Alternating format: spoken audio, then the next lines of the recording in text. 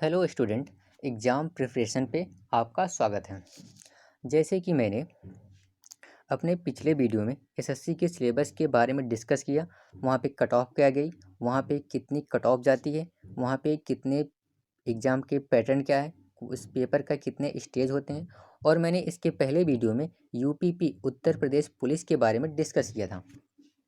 तो आज उसी प्रकार हम यूपी ट्रिपल एस सी पेट 2022 के सिलेबस के बारे में डिस्कस करेंगे। इसका सिलेबस क्या है, अभी जो पिछली बार पेट हुआ था नेपाल के लिए, इसकी कट ऑफ कितनी गई थी, तो उन सब के बारे में डिस्कस करते हैं हम। तो समय ना गंवाते हुए शुरुआत करते हैं हम।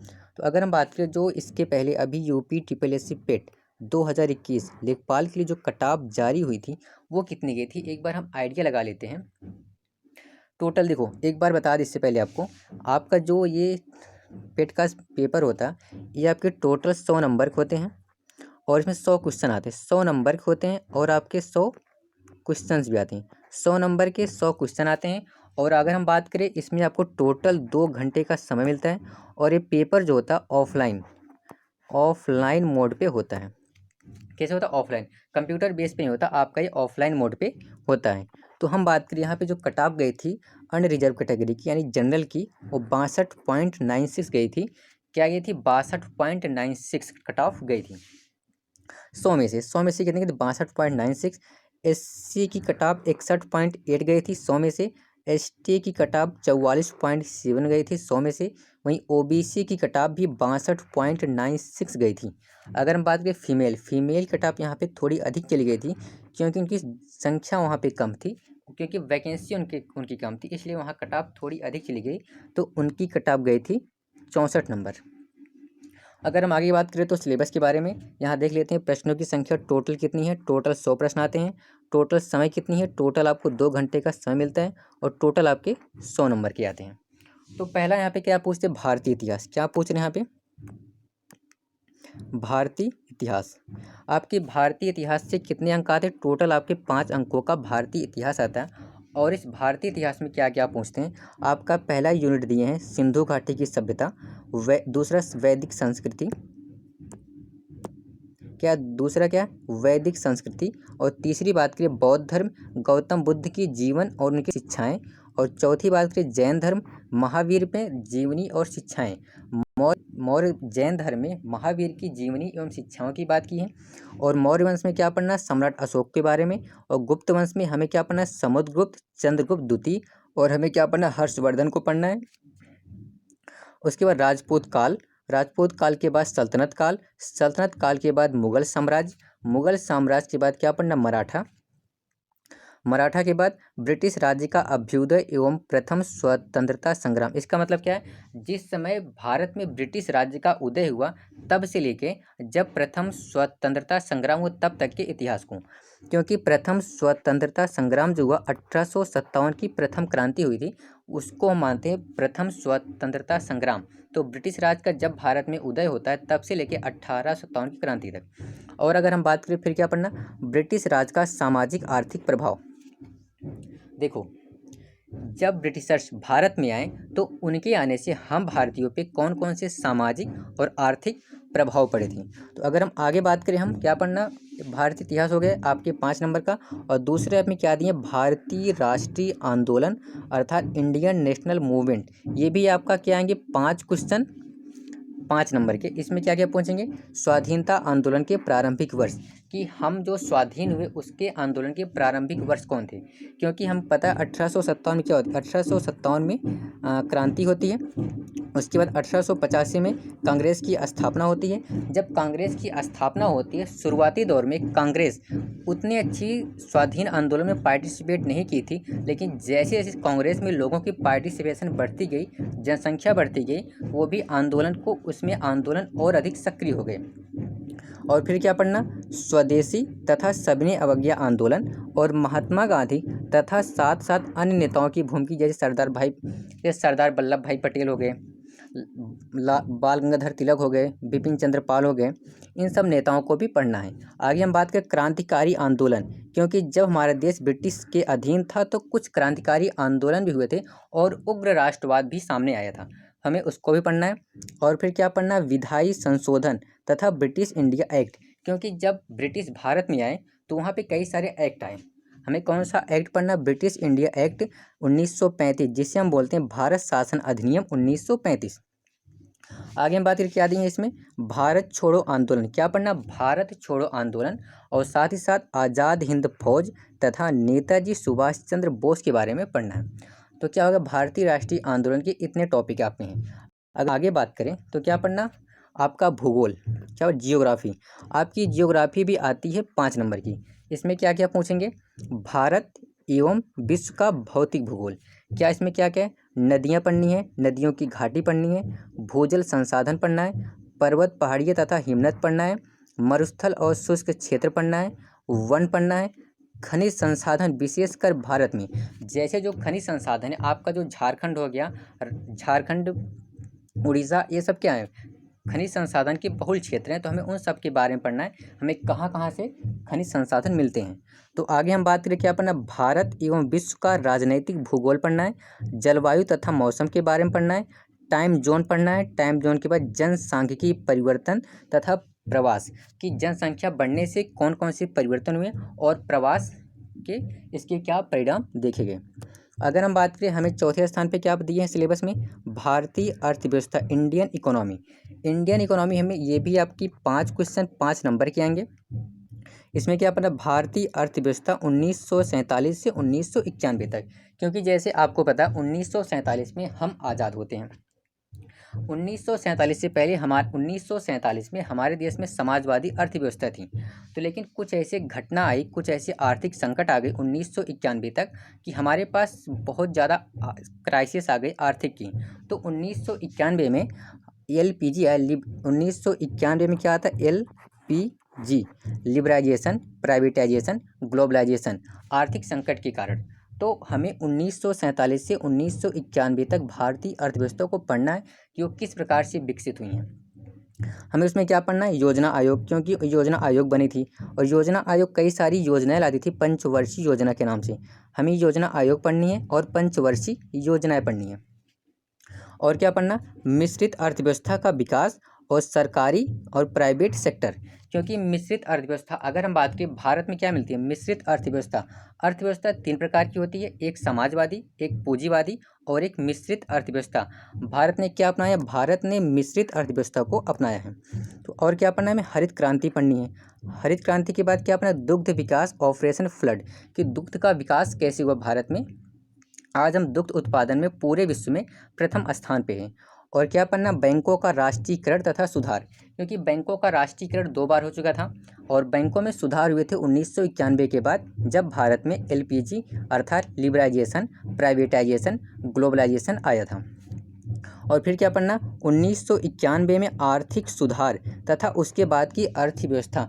जब 1991 में LPG आया तो हमारी अर्थव्यवस्था में काफ़ी सुधार किए गए, उसके बाद की हमारी अर्थव्यवस्था कैसी हुई।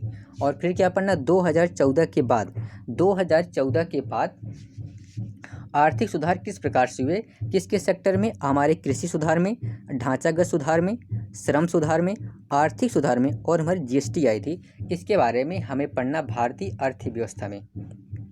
अगर हम आगे बात करें, हमें क्या पढ़ना, भारतीय संविधान एवं लोक प्रशासन, जिसे हम कहते हैं इंडियन कॉन्स्टिट्यूशन या पॉलिटी बोलते हैं, और पब्लिक एडमिनिस्ट्रेशन। हमें इसमें क्या पढ़ना, पहले पढ़ना भारतीय संविधान। हमें भारतीय संविधान में क्या क्या पढ़ना, आपका जो भारतीय संविधान है ना, ये भी आपके 5 क्वेश्चन 5 नंबर का आता है। अगर हम बात करें क्या पढ़ना भारतीय संविधान में, भारतीय संविधान की मुख्य विशेषताएं, राज्य के नीति निर्देशक सिद्धांत, मौलिक अधिकार एवं मौलिक कर्तव्य, जैसे हमारा मौलिक अधिकार भाग 3 में है, राज्य का नीति निर्देशक सिद्धांत हमारे भाग 4 में है। और हमें क्या पढ़ना, संसदीय प्रणाली, क्योंकि जो संसदीय प्रणाली है वो ब्रिटेन से लाई गई है। और क्या पढ़ना, संघीय प्रणाली, संघीय प्रणाली, संघ एवं केंद्र शासित प्रदेश, केंद्र और राज्यों के बीच के संबंध कैसे होते हैं, हमें उन संबंधों को जानना है। और हमें क्या पढ़ना, न्यायिक ढांचा, हमें मतलब न्यायालय पढ़ने हैं, कौन से, सर्वोच्च न्यायालय, उच्च न्यायालय। और हमें क्या, जिला प्रशासन, कि जिला स्तर पे किस प्रकार के शासन और प्रशासन होते हैं। और फिर क्या पढ़ना, स्थानीय निकाय तथा पंचायती राज संस्थाएं, कि स्थानीय स्थान पे किस प्रकार से शासन होते हैं, जो पंचायत हो गई, नगर पालिका हो गई, नगर निगम हो गए, इन सब स्थानों पे किस प्रकार से शासन किए जाते हैं। एक पब्लिक क्या होगी, भारतीय संविधान एवं लोक प्रशासन अर्थात Indian constitution and public administration. अगर हम आगे बात करें, हमें क्या पढ़ना है, सामान्य विज्ञान। सामान्य विज्ञान भी आपके 5 क्वेश्चन 5 नंबर के आते हैं, जिसमें आपका भौतिक विज्ञान 5 क्वेश्चन, आप क्या पूछेंगे, भौतिक विज्ञान, रसायन विज्ञान और जीव विज्ञान। और आगे हम बात करें, क्या पढ़ना है, प्रारंभिक अंक गणित। हमें इसमें क्या पढ़ना, पूर्ण संख्या यानी होल नंबर, भिन्न पढ़ना है, दशमलव पढ़ना है, और क्या परसेंटेज पढ़ना है। उसके बाद साधारण अंक गणितीय समीकरण पढ़ना है, वर्ग एंड वर्गमूल पढ़ना है, घातांक एवं घात पढ़नी है, क्या हमें एवरेज यानी औसत पढ़नी है।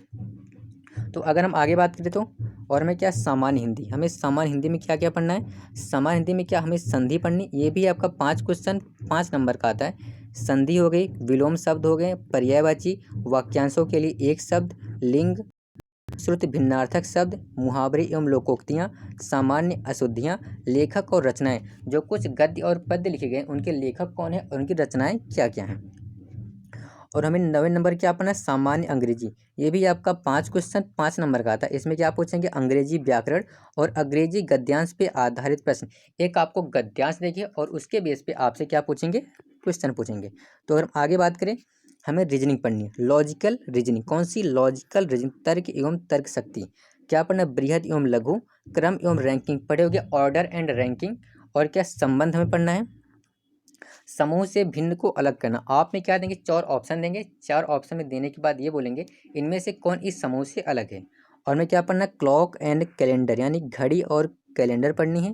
क्या पढ़ना, कारण और प्रभाव। हमें एक प्रश्न देंगे, पूछेंगे इस प्रश्न के कारण और प्रभाव क्या क्या हो सकते हैं। क्या पढ़ना, कोडिंग एंड डिकोडिंग पढ़नी है। उसके बाद निगनात्मक कथन, निगनात्मक तर्क कथन विश्लेषण और निर्णय। हमें एक तर्क कथन विश्लेषण देंगे, एक स्टेटमेंट देंगे, हमें एक स्टेटमेंट देते हैं, उसके बाद हमें निष्कर्ष निकालना होता है, इसका निष्कर्ष क्या आएगा। अगर हम आगे बात करें, क्या पढ़ना है, समसामयिकी। क्या आपकी करंट अफेयर, कौन सी करंट अफेयर, भारत एवं वैश्विक, भारत की और विश्व की करंट अफेयर पढ़नी है, कि भारतीय में कौन कौन सी कुछ इंपॉर्टेंट न्यूज। ये भी आपके 10 क्वेश्चन 10 नंबर के आएंगे। अगर हम बात करें सामान्य जागरूकता, जनरल अवेयरनेस, जो हर किसी व्यक्ति को होनी चाहिए, इसमें क्या पढ़ना, भारत और भारत के पड़ोसी देश, कि भारत के कौन कौन से पड़ोसी देश से, जैसे भारत के 7 पड़ोसी देश हैं, और हमें कुछ देशों की देश पढ़ने हैं, राजधानी पढ़नी है, वहाँ की मुद्राएं क्या उसे पढ़नी है।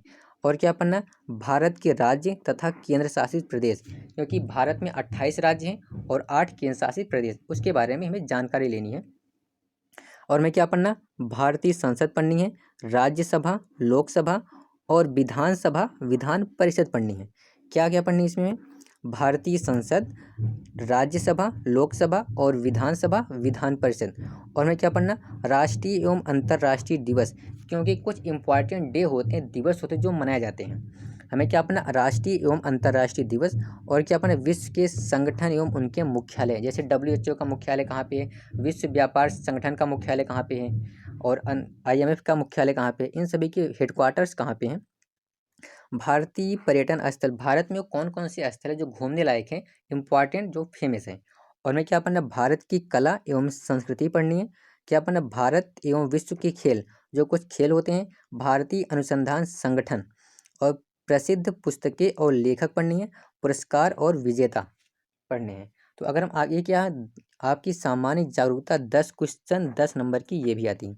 अगर हम आगे बात करें, हमें क्या पढ़नी है, और अपठित हिंदी गद्यांश एवं विवेचना, ये भी आपकी 10 नंबर। देखो इसमें क्या होता है, आपके गद्यांश आते हैं, आपके गद्यांश आएंगे दो दो पैराग्राफ 5-5 क्वेश्चन के। देखो इसमें आपके क्या 2 गद्यांश आते हैं, और 2 गद्यांश में प्रत्येक में क्या 5 क्वेश्चन होते हैं, प्रत्येक 5 क्वेश्चन 5 नंबर का, टोटल आपका हो गया 10 क्वेश्चन 10 नंबर का। इसी प्रकार आपका क्या आता है, ग्राफ।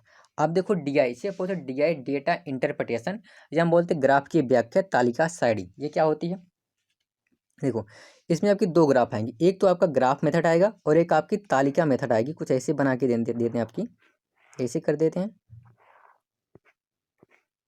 आपकी इस पे सॉल्व करें तालिका मेथड। और आप में जो ग्राफ मेथड आएगी इसमें भी आपके दो ग्राफ रहेगा। इसमें आपके 2 सेक्शन होंगे, एक 5 क्वेश्चन, एक 5 क्वेश्चन, टोटल आपके 10 क्वेश्चन 10 नंबर के। और जो तालिका मेथड है, तालिका मेथड में भी ऐसे 5 क्वेश्चन आएंगे, 5 क्वेश्चन, दो दो आपके तालिका मेथड से आएंगे। इसमें भी दो 5-5 क्वेश्चन के सेगमेंट रहेंगे, टोटल 10 क्वेश्चन 10 नंबर के हो जाएंगे।